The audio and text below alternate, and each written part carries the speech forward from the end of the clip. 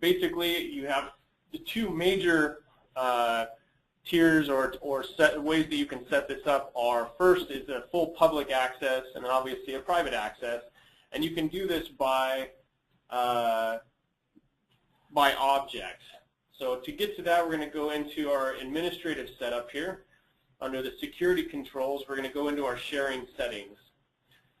This is going to be where you would manage, again, your org-wide defaults from an access to each of these objects. And basically saying, using our hierarchy, we want to give access to these objects in this way. You can do public read-write transfer, public read-write. You can make any related objects controlled by the parent. So if the parent is public read-write, you can also make the child object controlled by the parent, which assumes the same default access as the parent object. So again, you want to go through all of this. The idea behind this is that with a role hierarchy, if you have a very strict security model from a sales perspective, and I'm mostly going to talk about sales right now or today. For example, if you have sales reps that need access to only the opportunities or accounts that they are working on and not have visibility into anyone else's data or records, so they can't see the other reps sitting next to them, they won't be able to see each other's data, basically because you don't want them to be able to update the other person's information or view what they're working on or what they're doing because they don't need to. It's a distraction in a lot of cases to allow that to be open. However, on the flip side of that, if your organization is very open model and you communicate and collaborate on accounts regularly between sales reps, then you'll want to have a public structure. You can have a public read-only structure as well, so that only the people that own the opportunity can make changes, or someone above them in the hierarchy structure. So, for example, their manager or the CEO, for example, would have the ability to view and make changes to anything on any records beneath them in their role hierarchy. And that's going to be the next thing we're going to talk about. So once you set up your default org-wide, your org-wide defaults for each of your objects, then you're going to go in and look at the actual role structure or hierarchy. And this is the next tier that we will look at. Roles basically give you the ability to set up visibility to records within your organization. You can see here you can do it based on territory, product, company size. It doesn't have to be set around your organizational structure or your org chart, but you can. Sometimes that makes it a little bit easier. I'll go ahead and jump into setting up these roles. The roles, again, gives you the ability to create a tree structure or a hierarchy structure, just like you would an org chart. You have different levels. We can add roles here for the CEO. And this is also what's going to be available when you're looking at reports in the system. Reports then you can modify or have visible based on different roles in your organization. So if you only want to report on one team's activities or opportunities or contacts or accounts, etc., you can use these roles to structure your reporting as well. So I just added the CEO role. Let's go back and we'll add another one. So under the CEO, you may have, just a second. Under the CEO, you may have a sales director,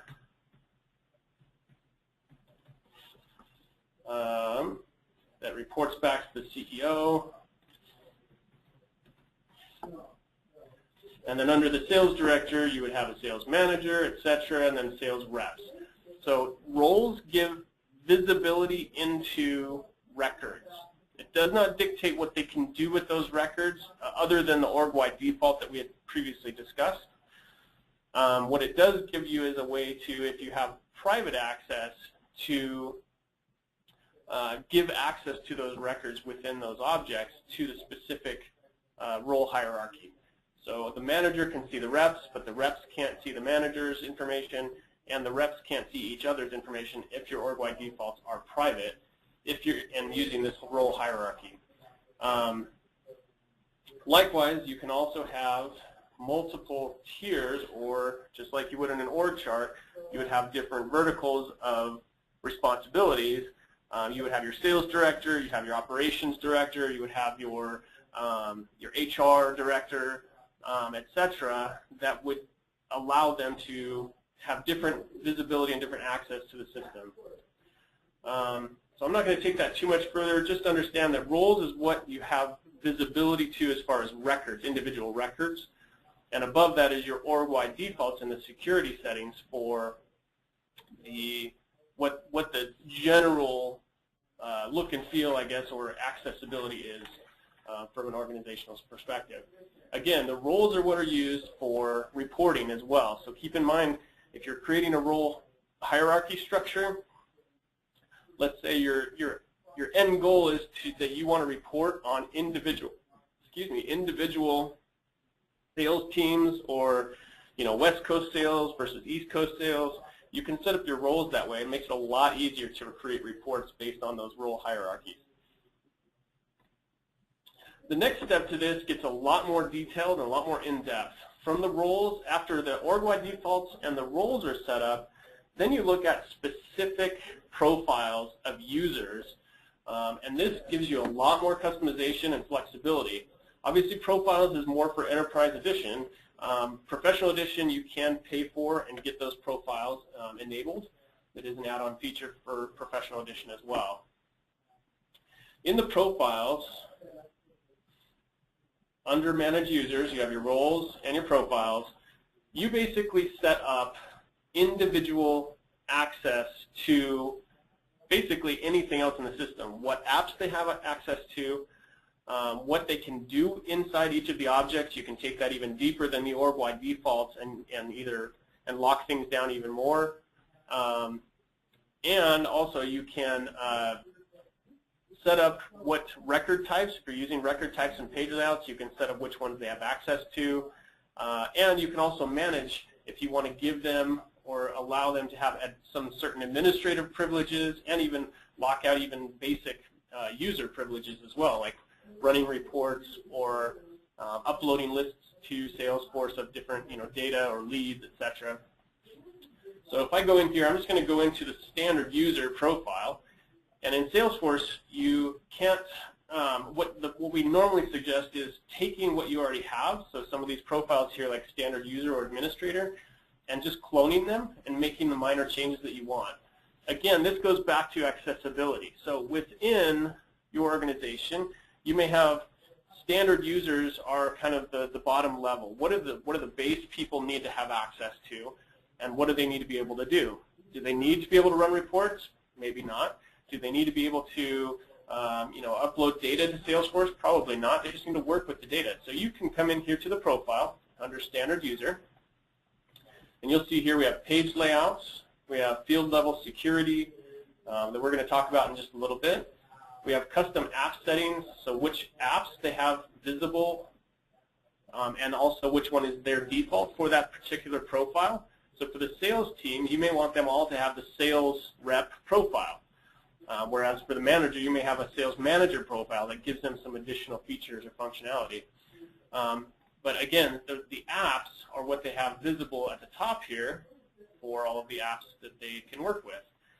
So again, you can lock those out, make them visible, or hide them, and select which one is the default. Again, you can't modify a whole lot on the standard or the profiles that come in the system already. So you basically can clone it though, and then once you clone it as a custom profile, you can change and modify that however you need or want. You can also display or have default which tabs they can view at the top of Salesforce here. And again, I mentioned record types, which record types they have visibility into. And then you can also give particular administrative privileges or permissions to people. Now this is going to be more, you want profiles to be more for groups of users or on a larger scale. If we need to give administrative permission to one person as a one-off admin privilege that we're allowing for one person, I'm going to show you how to do that. That actually is on the next step, which is permission sets. But for now, on the profile level, you want to set that up more as your global. You want to be able to onboard a person, select the profile and know automatically, okay, this is the access they're going to have across the board for everything, for your standard users, your administrators, your managers, etc. So you have all your administrative privilege permissions, and then you have your general user permissions. Again, whether or not they can manage cases, whether or not they can run reports, whether they can transfer information or transfer leads, etc. So a lot of the little user settings here can be customized to give that specific access and functionality to your users. And then it also displays what standard objects they have access to and whether or not they have read, create, edit, or delete access. If they're a system admin or maybe a manager, they may have the view all and modify all as well. And then you have your custom object permissions and your desktop integrations as well. You can turn off whether or not they can utilize the Connect for Microsoft or Salesforce offline features.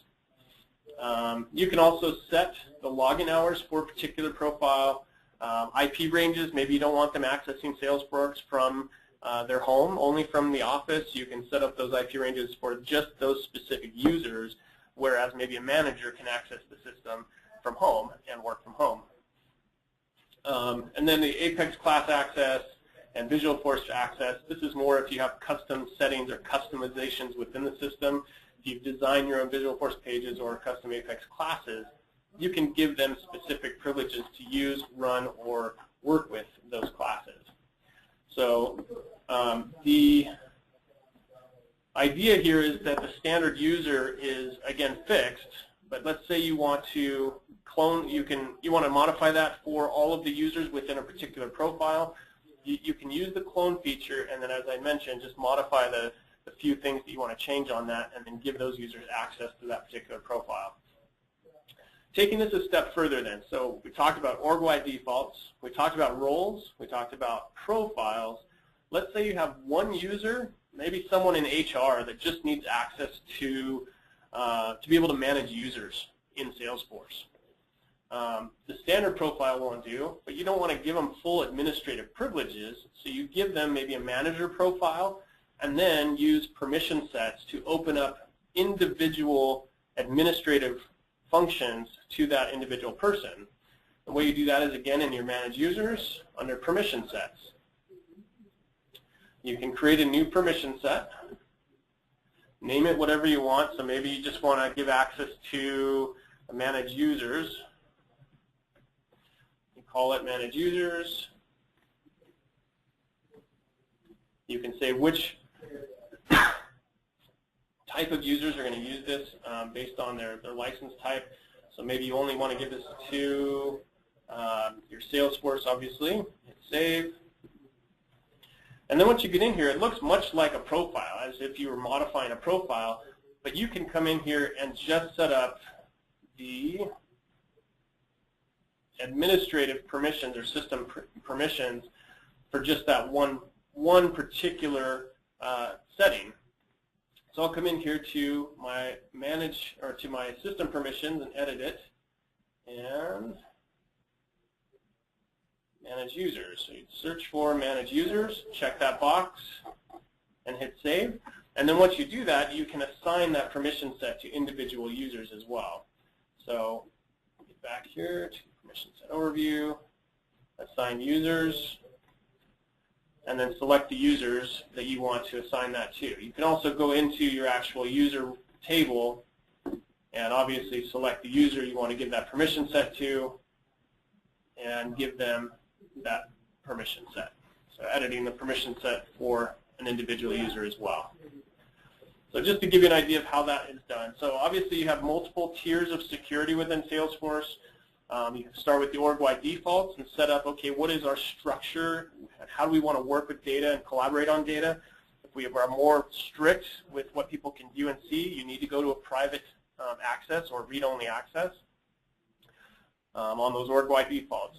On the profiles, on the roles, the next step down would be what people have access to as far as object records, the actual individual records they can view and work with.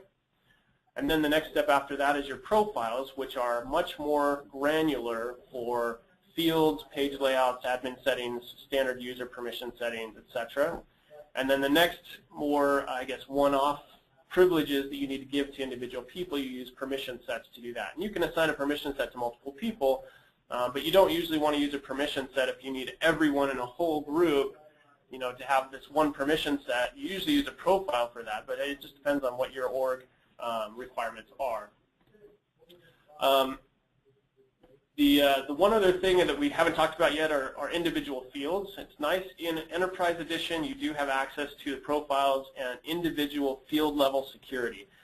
So say you have a profile of for someone in your sales group that you don't want them to see all of the billing information on the account for total sales and you know, total revenue and maybe your margins, etc., that are built into an account level or on an opportunity. You just want them to be able to enter the product and select the price, but not really see all of the other financial data in the background that your finance department deals with. You can actually come into the security controls, and under field accessibility, you can do it by object. So you go into, and let's say on the opportunity level, we want to lock out or allow visibility to certain fields. And you can do that by profile or by field. Let's go into our profiles. So you go into the profile, you choose which profile you want to work with. And let's say we want to change our standard user profile. And you can see here that the individual fields and what is available to them.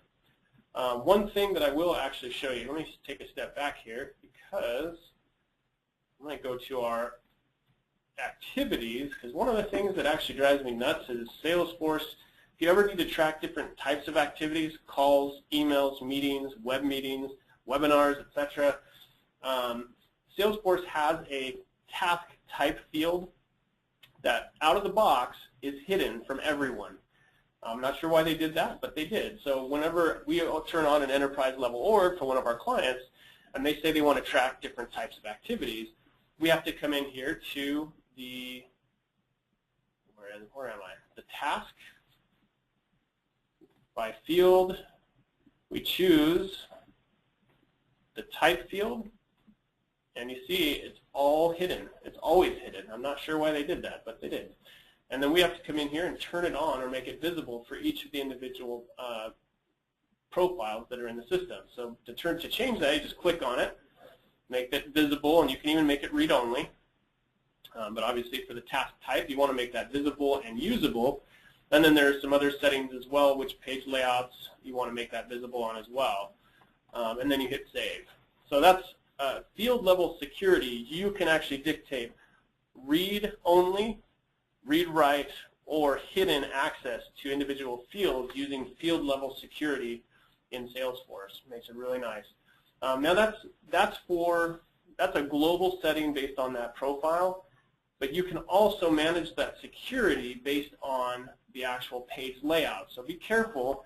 If you want that for everyone on a certain page layout to be read-only, I would do that on the page layout level, not on the profile level.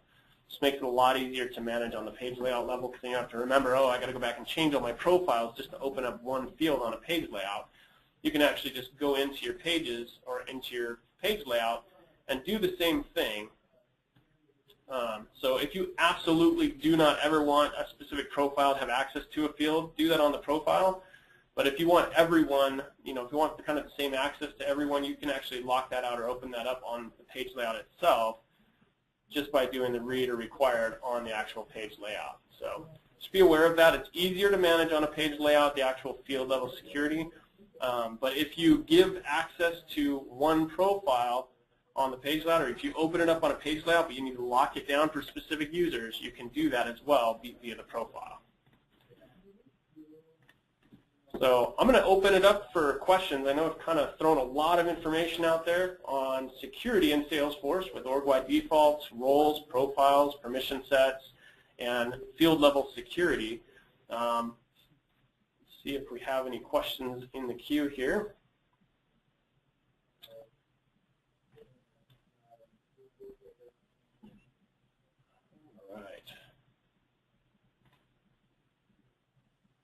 So please feel free to raise your hand and or post a question in the dashboard here. As far as content that I had to go over, I'm pretty much coming near the end here, and I wanted to leave it open because usually people have a lot of questions around security in Salesforce. So feel free to post a question. I can also unmute you if you raise your hand in the dashboard, the GoToMeeting dashboard, or GoToWebinar dashboard. I'd be happy to unmute you and allow you to share your question with everyone if you're interested.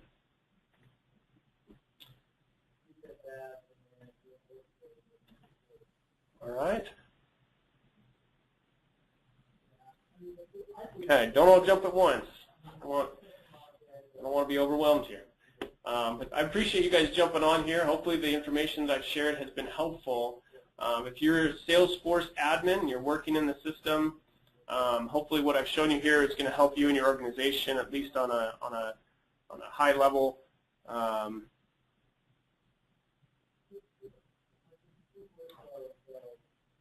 So we did get a question here. When we run into a permission problem with a user, it's difficult to figure out where the permission problem is because there are so many places to check. Is there a general troubleshooting procedure? That's a great question.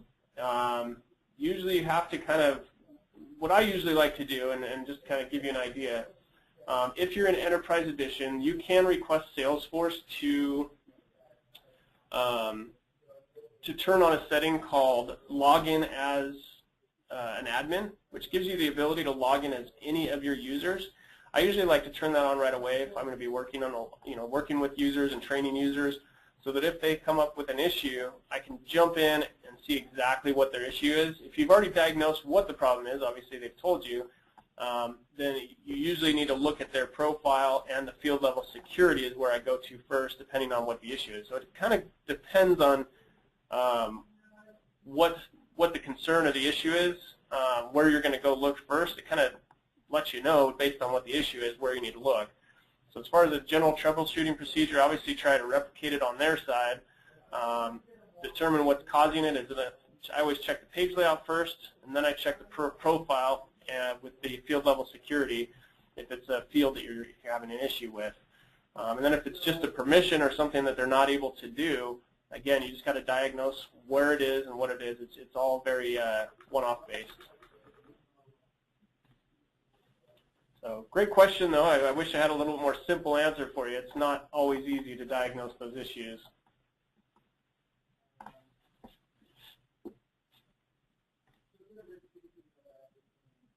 Any other questions?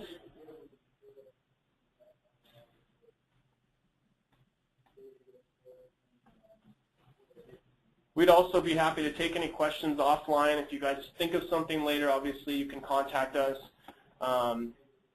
via the email that we've been sending our invitations on, events@kyazmallc.com.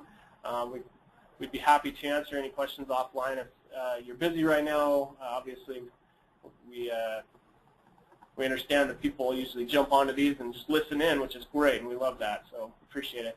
We are recording this session as well, and I believe we're posting these on our website somewhere. I have not in the loop as far as where those go, but I know we do save those, so if you need or want access to that, let us know, and we'd be happy to send you a link. So as far as the content that I prepared for today, I'm pretty much done. Again, if you guys have any questions, I'll stay on for another 5-10 minutes here, and I'd be happy to answer any questions about security. And I mean, this is an Ask the Admin session, so as far as I'm concerned, my boss is in another room, and I'd be happy to answer any other questions you have as well. So I'll kind of open it up to anything else, and if I can answer it, I will.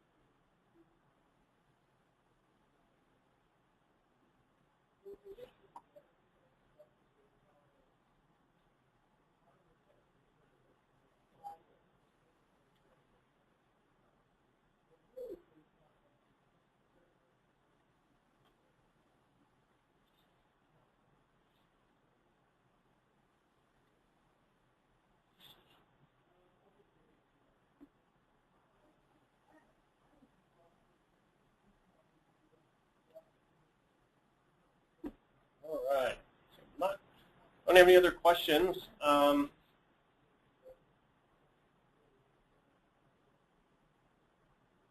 Like I said, I'll stay on for a few more minutes here in case you guys think of anything. Again, if you just have a question on any other subject or area of Salesforce, I'd be happy to jump in and kind of demo, something out for you. Obviously, each of our Ask the Admin sessions have topics. I don't want to waste your time but if you're interested in looking at a different area of Salesforce, I'd be happy to jump in here.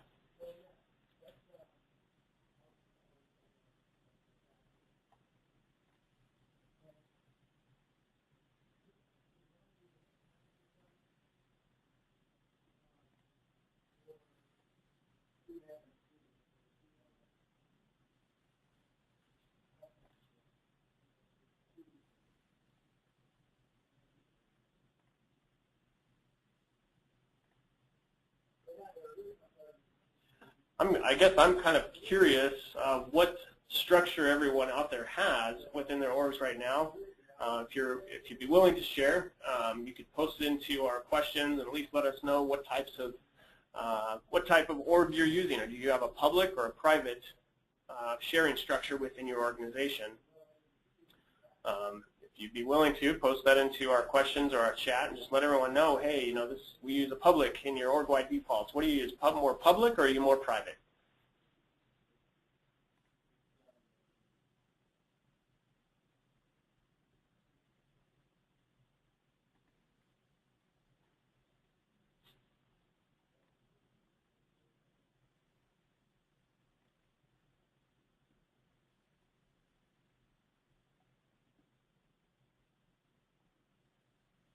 It's one of the things that I usually like to let new admins know and be aware of is the help and training link in Salesforce.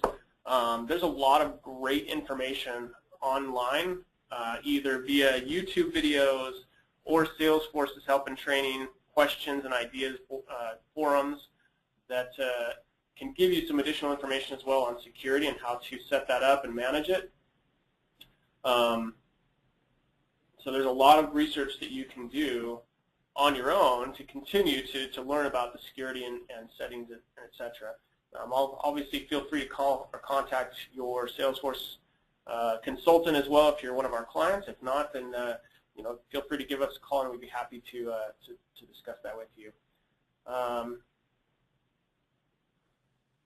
Great. So one person posted that they use whatever the default in Salesforce is, and obviously that's where people start. And I would say that 75 to 80% of the people that we work with, that's usually where they're at. They're still using kind of the default settings, trying to figure it out as they go, which is fine. No one is a Salesforce expert out of the gate, and yeah, I think the defaults are set the way they are because that's what Salesforce has determined is the general starting point that works for most companies.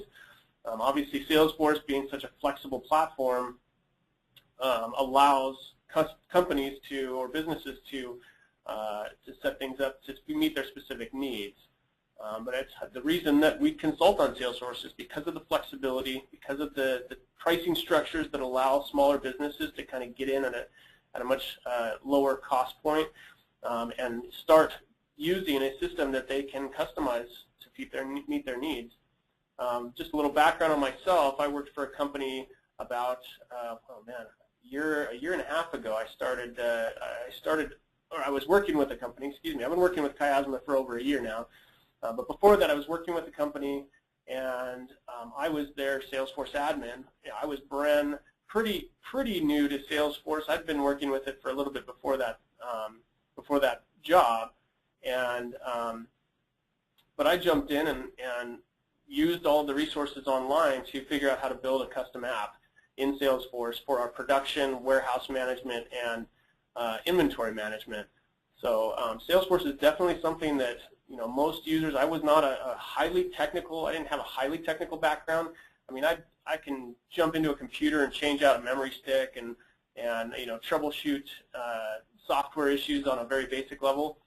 So I wasn't super technical. I'm not a developer. So, I always tell my clients, if you have super high-level technical questions, I'm going to have to get a developer on the call. But Salesforce is something that, if you have a medium amount of technical savvy, you usually can jump in and figure it out really quickly to build it to suit your specific business needs. So it's one of the reasons that we're consultants on the platform.